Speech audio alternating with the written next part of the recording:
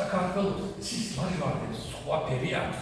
საქმეველი სუნი ასდის მიწას, ქალის მანდილს, ქართლის დედის სხვივი კარგავს. აბა, როგორ არ მიყვარდეს, მითხარ.